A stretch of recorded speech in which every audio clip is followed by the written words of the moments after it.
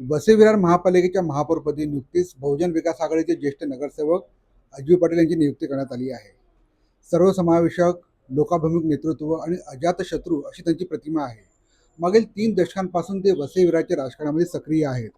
वसई विरारच्या विकासासाठी त्यांनी एक ब्लूप्रिंट तयार केली असून विविध योजना आणल्या आहेत. या योजना कशा आहेत आणि कशा प्रकारे त्याची अंमलबजावणी केली जाणार आहे ते आज आपण त्यांच्याकडून जाणून घेऊया. सर्वप्रथम नमस्कार. तुमचं अभिनंदन. तुम्ही वसई विरार महापालिकेच्या महापौरपदी निवडून आलात त्याबद्दल तुमचं धन्यवाद. मनपूर्वक अभिनंदन. वसईचा प्रश्न जेव्हा नाव येतं तेव्हा पहिला प्रश्न येतो पाण्याचा. तर आपण बघतो की वसईची लोकसंख्या जवळपास 25-30 लाखांच्या घरात गेलेली आहे आणि भविष्यात ती वाढत जाणार आहे. तर भविष्यातली लोकसंख्या गृहीत धरून पाण्याचं नियोजन कशा प्रकारे केलं जाणार आहे? गेले 30 वर्ष लोकनेते हितेंद्र ठाकूर यांनी सगळ्यात महत्त्वाचा प्रश्न जर घेतला असेल हाती तर पाण्याचा, कारण हा ज्वलंत प्रश्न होता मुंबईच्या आजूबाजूच्या सर्व परिसरामध्ये.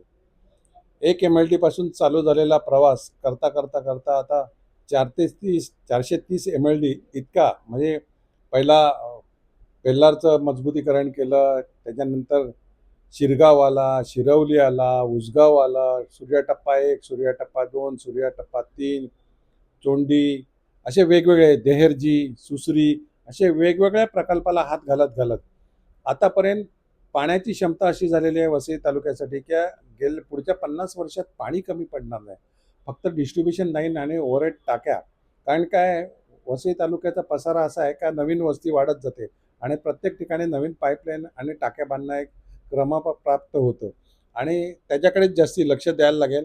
बाकी पाण्याचा प्रश्न असा सुटलेला आहे, फक्त आता लोकांच्या घरोघर पाणी पोचवणं हे जे कसरत आहे ती आर्थिक थोडंसं नियोजन करून आम्हाला करायला लागणार आहे आणि ते निश्चित आम्ही करू. सध्या आपण बघतो की वसईकडे वाहतूक कोंडीमुळे त्रस्त आहेत, जागोजागी फेरीवाल्यांचं अतिक्रमण आहे. तर वसईकरांना मोकळा श्वास कसा घेता येणार? सगळ्यात महत्त्वाचं म्हणजे 5 रेल्वे ओव्हरब्रिज लोकनेते हितेंद्र ठाकूर यांनी जे मंजूर केलेले होते मधल्या काळामध्ये 1 वर्षामध्ये थोडे कुठेतरी थंड झालेलं प्रकरण, परंतु आता परत आम्ही जोमाने त्याच्या मागे लागलेले आहेत. 5 रेल्वे ओव्हरब्रिज आहेत, रोडवर 7 रोड ओव्हरब्रिज आहेत आणि हायवेकडून येणारे जे रस्ते आहेत त्यांचं कॉन्क्रिटीकरण, इंटरनल जे आगाशीपासून अर्नाळ्यापासून वसईपर्यंत हा रस्त्याचं नवीन रस्ता करणं, मजबूतीकरण करणं, असे विविध गोष्टी हातात घेतलेल्या आहेत. तुम्ही बघितलं असेल की मोठ्या प्रमाणामध्ये फेरीवाले या मधल्या काळामध्ये वाढले होते, तर ते देखील उच्चाटन करायला सुरुवात केलेलं आहे. त्यामुळे फेरीवाल्यांवर अन्याय न होता त्यांच्यासाठी फेरीवाला वेगळा झोन करून नवीन मार्केटमध्ये त्यांचं स्थलांतरित किंवा त्यांच्यासाठी जागा करून प्रथम पहिलं कर्तव्य म्हणून का रोड साफ करणं हे महत्त्वाचं आहे. आणि रहदारीचा जो प्रश्न आहे रिक्षा वगैरे, तर आमचे वसई विरार म्हणा किंवा या कमिशनरेट एरियाचे कमिशनर, पोलीस कमिशनर आहेत, त्यांनी चांगलं सहकार्य केलेलं आहे आणि त्याच्यामुळे मोठ्या प्रमाणामध्ये आता शिस्त लावायला घेतलेली आहे.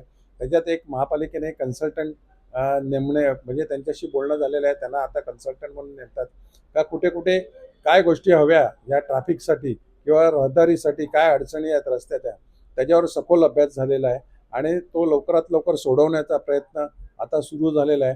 तर तुम्ही बघाल येत्या 4-6 महिन्यामध्ये बराचसा फरक झालेला असेल. आपल्या वसईमध्ये गोखेरवत एकच डम्पिंग ग्राउंड आहे. त्याच्यावरती कचऱ्याची प्रक्रिया केली जात नसल्यामुळे दुर्गंधी पसरते. दुसरीकडे सांडपाण्याचा एकच प्रकल्प कार्यान्वित आहे. यामुळे सांडपाणी आणि कचऱ्याचं प्रदूषण असं मोठ्या प्रमाणात प्रदूषण आपल्याकडे होतं. तर प्रदूषणापासून जर मुक्ती करायची असेल वसई विरारला, त्यासाठी नवीन प्रकल्पाची काही आपण तयारी केलेली आहे का? बघा, दुसरा प्रकल्प जो आहे DP मध्ये प्रस्तावित ज्या जागा आहेत त्याबाबत चाचपणी आमची चालू आहे का करता येईल का. दुसरं की ज्यांना काम दिलेलं आहे ते योग्य रीतीने करत नसेल तर त्याच्यावर योग्य ती ॲक्शन घेण्याचे प्रशासनाला आम्ही सांगितलेलं आहे. तसंच नवीन सुप्रीम कोर्टाच्या नियमाप्रमाणे 100 किलोच्या वरती जो कचरा निर्माण करेल त्यांना त्याचं विल्हेवाट स्वतःच लावायची आहे. त्यामुळे कालांतराने हळूहळू ती प्रक्रिया चालू होईल की बऱ्याचसा कचरा जो आहे तो मोठ्या ज्या सोसायटी आहेत त्यांच्या त्या ठिकाणी मशिनरीद्वारे देखील त्याची विल्हेवाट लावता येतं आणि त्याच्यात देखील एक सेमिनार महापालिकेने घेतलेला आणि लवकरच टप्प्याटप्प्याने ते सगळ्या ठिकाणी इम्प्लिमेंट केलं जाईल. त्यामुळे मोठ्या प्रमाणामध्ये हा कचरा आहे जो त्याचं खत होणार किंवा सगळ्यात महत्त्वाचं सुका किंवा ओला कचरा वेगळं करणं, सॅग्रिगेशन करणं, हे जे वेगळा कचरा केला गेला तरी त्याच्यातनं मोठी समस्या जी आहे ती दूर होईल. नवीन डम्पिंग ग्राउंड किंवा नवीन STP प्रकल्प प्रस्तावित केलेले आहेत का आपण? नवीन डम्पिंग ग्राउंड आहेत ते रिझर्वेशनमध्ये आहेत. फक्त त्या जमीन मालकाची आणि त्या परिस्थितीशी थोडासा सर्वे चालू आहे. त्यानंतर सिवरेजचे जे आहेत ते सोपारा, वसई अशा सगळ्या ठिकाणी करण्याचा मनोदय आहे आणि त्याची टेंडरिंग पण झालेली आहे. आरोग्याचा एक मोठा प्रश्न गेल्या अनेक वर्षापासून वसईकरांना भेडसावतो. छोटे मोठे आजार जरी असले तरी वसईकरांना मुंबईला जावं लागतं. तर यासाठी सुसज्ज रुग्णालयाच्या संदर्भातलं एक प्रस्तावित होतं आपल्याकडे. त्याचं काम कुठवरती आलेलं आहे आणि भविष्यामध्ये कशाप्रकारे आपण ही आरोग्य यंत्रणा बळकट करणार आहोत? बघा, आरोग्य म्हणजे हॉस्पिटल हा सफेद हत्ती आहे.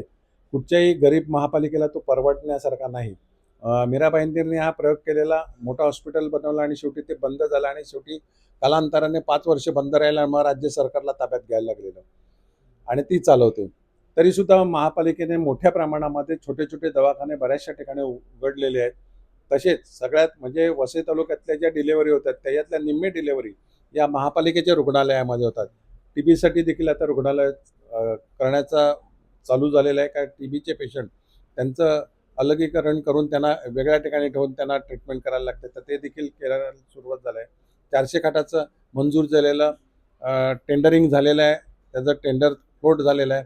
लवकरात लवकर त्या कामाला देखील सुरुवात होईल आणि उर्वरित जी आहेत चंदनसरचं असेल, वसईचं असेल, बोळींचं असेल, नालासोपाराचं आहे, त्याचा देखील कॅपॅसिटी वाढवण्याचा प्रयत्न सुरू आहे. आणि सगळ्यात मल्टी स्पेशालिटी कसं करता येईल ते देखील बोलणं चालू आहे. त्याचबरोबर जे मोठी हॉस्पिटल वसई तालुक्यामध्ये आहेत, चॅरिटेबल आहेत, तर त्यांची देखील आम्ही मदत घेण्याचा प्रयत्न करतोय. वसईमध्ये आपण बघतो की पावसाळ्यामध्ये अनेक ठिकाणी पाणी साचतं, पूर परिस्थिती निर्माण होत असते. या संदर्भात निरीने काहीतरी आपल्याला उपाययोजना सुचवल्या होत्या. त्याची अंमलबजावणी कशाप्रकारे केली जाणार आहे? अ, जो पावसाळ्यामध्ये प्रॉब्लेम होतो त्यासाठी त्या तत्कालीन महापालिका असतानाच आम्ही निरीचा अहवाल मागवलेला, त्याचा सर्व्हे झालेला, त्याच्यामध्ये काही सूचना आम्ही केलेल्या होत्या. पण मध्यंतरीच्या काळात 5 वर्ष प्रशासकीय राजवट होती आणि त्याच्यामध्ये बऱ्याचशा गोष्टी थोड्याशा पेंडिंग राहिलेल्या. परंतु त्याची आता आम्ही सुरुवात केलेली आहे आणि सगळ्यात महत्त्वाचं म्हणजे की समुद्राला पाणी जिकडून वाहून जातं, तिकडे मोठ्या प्रमाणामध्ये टिवराची झाडं मोठी-मोठी वाढलेली आहेत. पूर्वी काय होतं, तर लोकं चुलीसाठी ते वापरायची, त्यामुळे ती एवढी वाढायची नाही. परंतु आता मोठी-मोठी त्याचा अडथळा निर्माण झाला आहे. तर ती बाजूला करून नालेसफाई करणं, जी पावसाळ्यात करतो ते आतापासूनच आम्ही प्रोसिजर चालू केलेली आहे. तसंच वसई खाडीचा जो डिस्चार्ज वसई खाडीत व्हायचा मोठ्या प्रमाणामध्ये नायगाव मार्गे. तर वसई खाडीमध्ये पूर्वी जो कल्याण डोंबिवलीपासून डोंगराच्या म्हणजे सह्याद्रीच्या पश्चिमेकडून येणारं पाणी जे आहे, ते कळवा खाडीतनं मुंबईला जायचं, समुद्राला जायचं. परंतु कळवा खाडी अरुंद झाली, तिकडे एन्क्रोचमेंट झालेलं आहे मोठ्या प्रमाणामध्ये. त्यामुळे त्याचा सगळ्याचा सगळा 80% पाणी हा वसई खाडीत येतो आणि वसई खाडीची पातळी वाढते आणि त्यामुळे डिस्चार्ज स्लो होतो. तर ठाणे महापालिकेशी देखील आम्ही तसा बोलणी चालू केलेली आहे. त्याचप्रमाणे गासमार्गे निर्मळच्या भुईगावच्या खाडीमध्ये 5 मिनिटामध्ये पाणी जाऊ शकतं. तर त्याचा देखील सर्व्हे करून तो देखील उपाय होऊ शकतो का? मी स्वतः सुचवलेला होता. तर त्याची देखील चाचपणी चालू आहे आणि समुद्राला जे जाणारे मार्ग आहेत, ते वाढवणं, तिकडे उघाड्या ज्या आहेत, त्या वाढवणं हे देखील आम्ही सुरू केलेलं आहे. नालेसफाई किंवा नवीन नाले जिकडून पाणी जाऊ शकतं. आम्हाला जे माहिती आहे, जे DPमध्ये त्याची रिझर्वेशन आहेत, त्या स्थानिक लोकप्रतिनिधी शेतकरी स्थानिक यांच्याशी चर्चा विनिमय करून तो देखील प्रॉब्लेम सॉल्व्ह करायचा आमचा प्रयत्न सुरू आहे. आपण म्हणतो वसई सांस्कृतिक नगरी आहे. मी स्वतः यंगस्टारच्या माध्यमातून अनेक सांस्कृतिक कार्यक्रम घेत असता. पण वसईच्या मध्यंतरीच्या काळामध्ये जे शहरीकरण झालं, बकालीकरण झालं, त्यातून काढून वसईला ही ओळख परत कशी तुम्ही निर्माण करून देणार? बघा, सगळ्यात महत्त्वाचं सांस्कृतिक वारसा वसईला आहे आणि मोठ्या प्रमाणात सर्वच संस्था चांगल्या प्रकारे सांस्कृतिक हे कार्यक्रम वसईत राबवत असतात. त्यामुळे नाट्यगृह होणं हे काळाची गरज आहे. मध्यंतरीच्या काळात आम्ही 2 छोटी नाट्यगृह तयार करण्याचा प्रयत्न केला, परंतु या प्रशासकीय राजवटीत आणि गेल्या 1 वर्षात कुठेतरी त्याला ब्रेक लागला होता. परंतु आता आम्ही त्याला युद्ध पातळीवर हातात घेतलेलं आहे. तसं एक भव्य दिव्य नाट्यगृह लवकरात लवकर व्हावं यासाठी आम्ही जागेची पाहणी केलेली आहे. प्रशासनाच्या मागे लागलेले आहेत. कारण लवकरात लवकर त्याची प्रोसिजर चालू झाली तर येत्या काळामध्ये आपल्याला चांगला नाट्यगृह मिळेल. आपण बघतो की वसईमध्ये अनेक होतकरू क्रीडापटू असतात. जसं पृथ्वी शॉ आपल्याकडून गेला, आयुष मात्र आपल्याकडून गेला.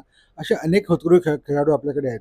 तर असे खेळाडू घडवण्यासाठी आपण क्रीडा संकुलांची वगैरे तयारी करतो का? वसई तालुक्यामध्ये क्रीडांगणं भरपूर आहेत, परंतु अद्ययावत क्रीडांगण प्रशिक्षण देण्यासारखे मुंबई क्रिकेट असोसिएशनचे अध्यक्ष नाईक यांनी पुढाकार घेतलेला आहे. महापालिकेला त्यांनी प्रपोजल दिलेलं आहे का तुम्ही आमच्याकडे या, आम्ही स्वतः प्रशिक्षण केंद्र विकसित करून आम्ही प्रशिक्षण देऊ. त्यामुळे त्यांनी महापालिकेला जे हात पुढे केलेला आहे. आम्ही देखील 2 पावलं पुढे आलेलो आहोत महापालिका, आणि लवकरात लवकर मुंबई क्रिकेट असोसिएशनचे अध्यक्ष अजिंक्य नाईक यांच्या सहकार्याने आम्ही लवकरात लवकर याबाबत युवा आमदार क्षितिज ठाकूर यांनी काही जागांची पाहणी देखील केलेली होती की कुठे अद्ययावत प्रशिक्षण केंद्र चालू होऊ शकतो आणि लोकल मुलांना देखील तिकडे खेळायला क्रीडांगण अवेलेबल होऊ शकतो, ही देखील पाहणी केलेली आहे. हे सगळे जर उपक्रम राबवायचे असतील तर मोठ्या प्रमाणात निधीची गरज लागणार आहे.